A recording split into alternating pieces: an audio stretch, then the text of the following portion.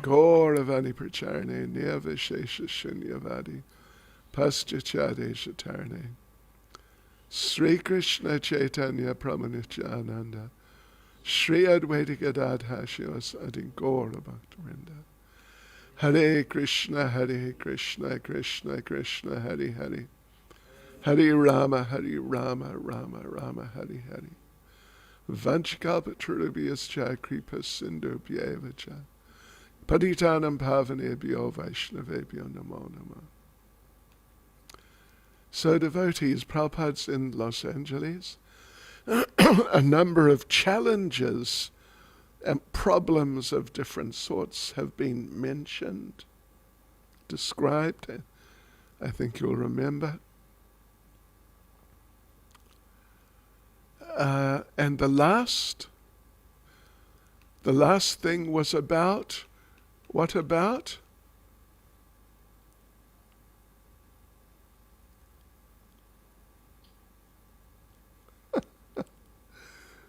Anyway, what color clothes are the deities wearing?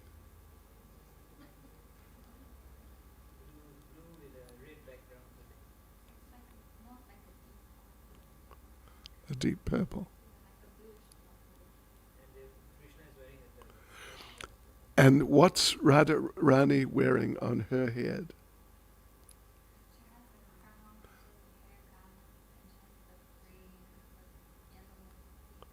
That's right.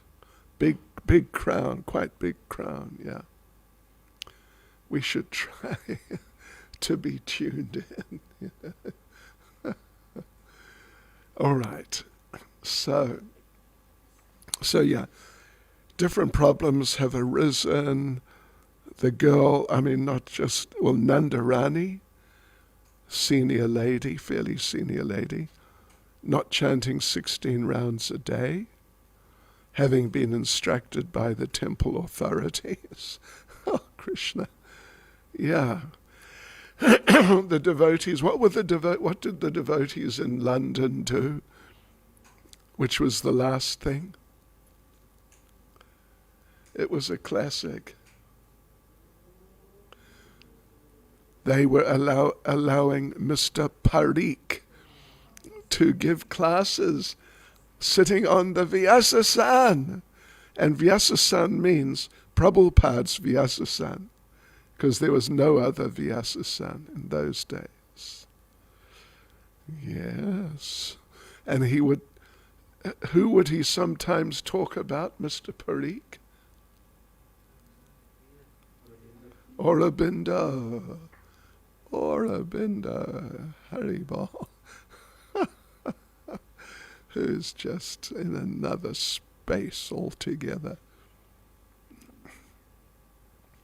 All right.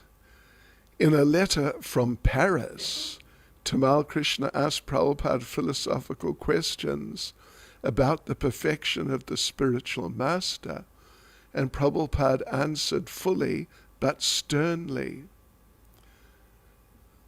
I guess this is quoting Prabhupada. A spiritual master is always liberated. In any condition of life, he should not be mistaken as an ordinary human being. This position of the spiritual master is achieved by 3 processes. One is called sadhan siddha. That means one who is liberated by executing the regulative principles of devotional service. Another is kripa siddha, one who is liberated by the mercy of Krishna or his devotee. And another is nitya siddha, who is never forgetful of Krishna throughout his whole life. These are the 3 features of the perfection of life. Yes, so this is now continuing Prabhupada's writing, I guess. So far Narada Muni is concerned, in his previous life he was a maidservant's son, but by the mercy of the devotees, he later on became Siddha, and next life he appeared as Narada, with complete freedom to move anywhere by the grace of the Lord. So even though he was in his previous life a maidservant's son, there was no impediment in the achievement of his perfect spiritual life. Similarly, any living entity who is conditioned can achieve the perfectional stage of life by the above-mentioned processes, and the vivid example is Narada Muni. Of course, Narada Muni, when the sages, the Bhaktivedantas they were called, came to stay at his mother's place, he served them. He served them, and he would sit and listen as they were discussing Krishna consciousness for 4 months. So he was really a very pious little boy, and he really absorbed a lot of nectar from those Bhaktivedantas, meaning great devotees. So then they left home, and shortly after, his mother died by the bite of a snake. And so he's a 5-year-old child on his own. That's really, very extremely difficult position to be in. But he immediately, by the inspiration of the Bhaktivedantas, they had left, but they had inspired him so much, he went on pilgrimage. And eventually, and the Bhagavatam describes, he was sitting under a big tree, and Krishna appeared to him and told him that this is special mercy. You will not see me again in this lifetime, but you keep practicing seriously and you'll become perfect.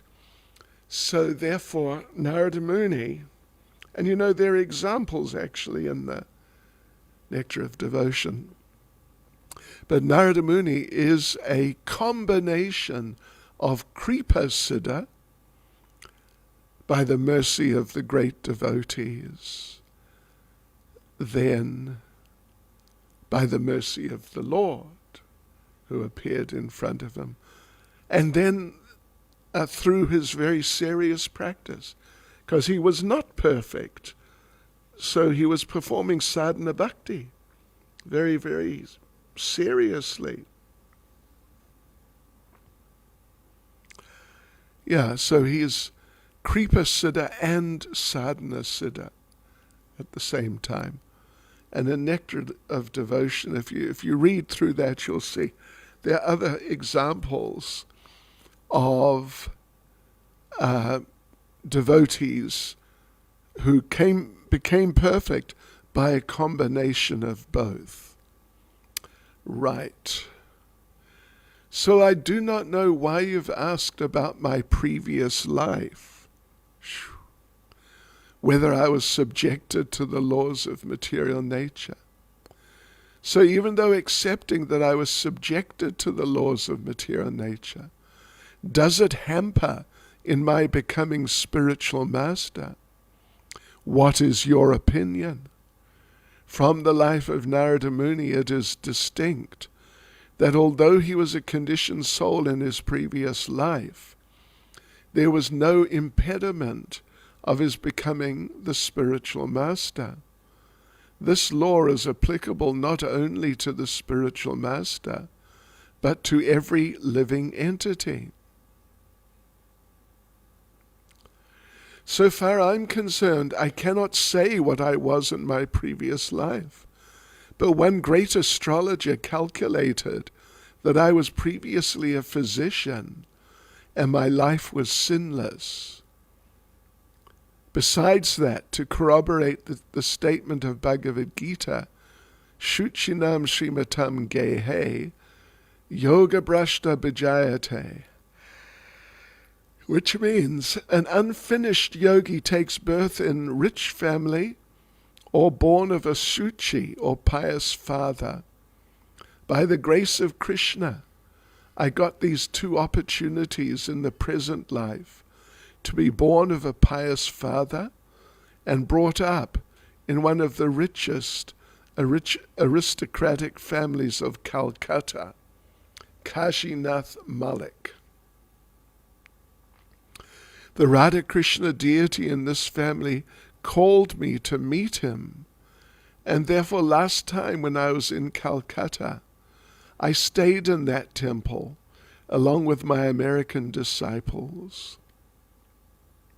Although I had immense opportunity to indulge in the four principles of sinful life, because I was connected with a very aristocratic family, Krishna always saved me. And throughout my whole life, I do not know what is illicit sex, intoxication, meat eating, or gambling. So far my present life is concerned, I do not remember any part of my life when I was forgetful of Krishna. It's pretty amazing, isn't it? Prabhupada thought some of his leaders had become entangled in ISKCON management and were trying to gain control for themselves. In the classes he would speak of this only indirectly, as he had when he had exposed that the devotees weren't chanting and reading enough. Consequently, most devotees were unaware of Prabhupada's anxiety. But occasionally, while sitting in his room or in the garden, Prabhupada would express his concern. He wanted his disciples to manage ISKCON, but to do so they must be pure. Only then would he be able to concentrate on writing books. In June, he wrote to Brahmananda, quote, "Now my desire is that I completely devote my time in the matter of writing and translating books, and arrangements should now be done that our society be managed automatically. I think we should have a central governing body for dealing with important matters. I've already talked with Gaga Muni about this. So if you come back by the Rath Yatra festival, we can have a preliminary meeting at San Francisco in this connection." In July, Prabhupada visited San Francisco for the 4th annual ISKCON Rath Yatra. It was the biggest festival ever, with 10,000 people joining in the procession through Golden Gate Park to the beach. Prabhupada felt ill and didn't join the parade until about midday. He danced in the road before the carts as 100 disciples encircled him, chanting and playing kartals and mridangas. Afterward, Prabhupada wanted to ride in the cart, just as he had done the year before, but some of his disciples restrained him.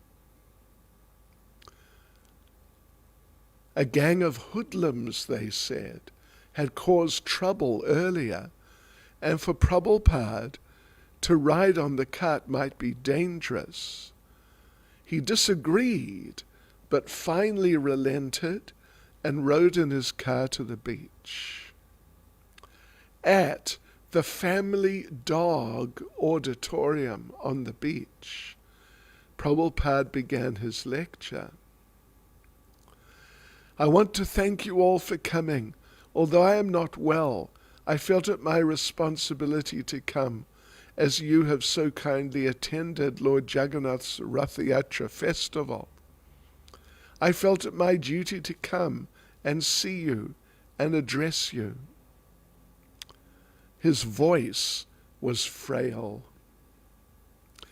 Later, in his apartment in San Francisco, Prabhupada complained that he had not been allowed to ride in the cart. As leader of the Hare Krishna movement, he should have ridden on the cart. Not only had his disciples refused him, but several disciples had prominently ridden on the cart, as if in his place. Sure, it's just one thing after another, isn't it? It's amazing. Really, really bad. Prabhupada asked the many temple presidents assembled for the Rath Yatra to meet and discuss forming a governing body to manage ISKCON. The devotees met and then reported that they thought only one of them should be elected the chief representative.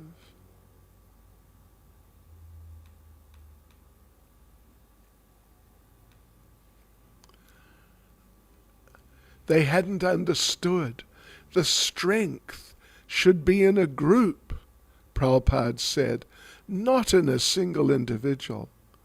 Since he was ISKCON's founder Acharya, what need was there for another single leader? He asked them to meet again. Returning to Los Angeles, Prabhupada announced he would award several of his disciples the sannyas order. Don't forget, this is, what is it?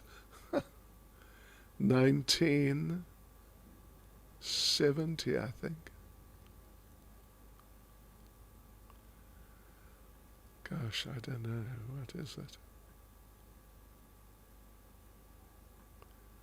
There's nothing saying.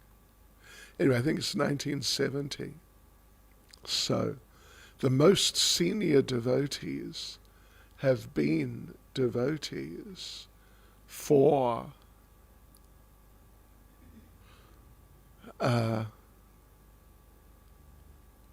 the most senior devotees have been devotees for, oh, it's 19, what did I say? You said 1970s, but it's 1971. Is it really? The first San Francisco festival was 1970. Oh, sorry, okay. 1971. The first Rath Yatra in San Francisco was 67. Oh, That's the fault. 70. 1971. No, 70. 67, 68, 69, 70, yeah. So 1970, the most senior devotee has been a devotee for all of 5 years. Or maximum 5.5, maybe 6.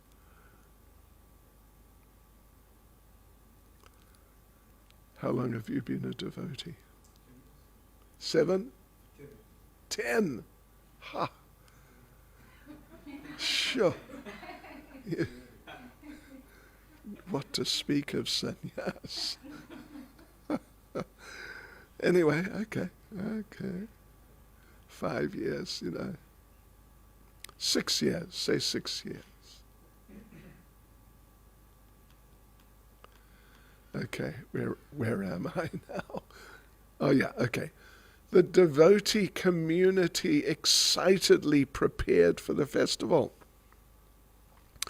The sannyasis, Prabhupada said, would leave their temples to travel and preach. It was an unprecedented change for ISKCON, a sensation, and the devotees loved it. Although Prabhupada was awarding sannyas to some of his most advanced disciples, he also said the sannyas initiation was to purify these disciples and to rid them of their entanglement in material desires. He set the initiation for the end of July, 2 weeks later. One day in Los Angeles, a visiting devotee speaking with Prabhupada in his room humbly asked why Prabhupada hadn't answered his questions in a recent letter. Hare Krishna. Here we go again. Prabhupada remembered no such letter. Inquiring from his secretary, Prabhupada discovered that his secretary often showed incoming letters to certain temple leaders who at their discretion would sometimes withhold letters they considered petty or too disturbing. Oh, Krishna. Oh, my Lord. Prabhupada was outraged. How dare they come between him and his other disciples? How could they presume to make such decisions on their own? How could a disciple censor his spiritual master's mail? Although Prabhupada reprimanded the devotees involved, the incident only increased the already heavy burden on his mind. Again, the thought of spiritual disease transmitted in letters from India disturbed him. He found no one close to him in Los Angeles with whom he could speak confidentially about the serious minimization of the spiritual master. As his anxiety affected him bodily, he fell ill and stopped eating. Kuranda, I'd heard some things, but in the spirit of going on, it had all been glossed over. And Prabhupada didn't talk much about it either. One time, though, I was in his room, right after the sannyasis had left Los Angeles, and he asked me if I understood what had gone on. I said, well, I think so, but I didn't really know very much. At that time, the devotees who were going out on Sankirtan were in the alleyway chanting, and Prabhupada was at his desk. Hearing the kirtan, he turned back, looking in the direction of the devotees below his window, and smiled. Then he turned to me. They're innocent, he said. Do not involve them in this business. Unquote. Kuranda still didn't understand, and he wondered what not to involve them in.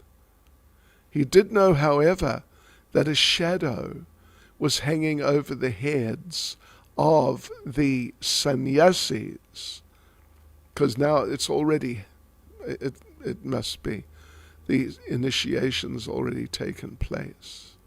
See, this is the problem. You know, the first couple of three volumes, it's really in detail. Almost, and day by day sometimes. But now it's sort of, big jumps. I mean, it's very nice, but still big jumps. Yes, so Prabhupada requested. So anyway, what happened? He gave some devotees sannyas, including Brahmananda, and actually I forget the others. But then those, I think 3 new sannyasis, they went to New Vrindavan and started preaching that Prabhupada is Krishna. Hari Bol. Yeah. Mayavad philosophy. Prabhupada is actually God. Yeah. Anyway, I imagine we'll come across that as we go. And incidentally, load shedding will be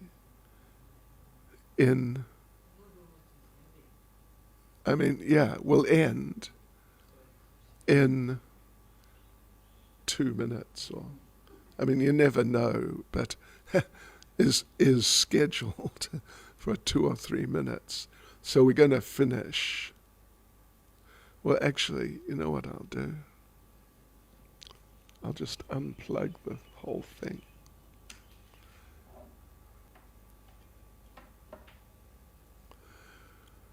So it doesn't, disturb the poor little computer. But we'll probably finish, yeah. Let's just see. It goes on for a while. So we'll finish in a moment. Let's just see. Where will we finish? So Prabhupada, so actually Prabhupada more or less expelled them from ISKCON. Yeah. Oops.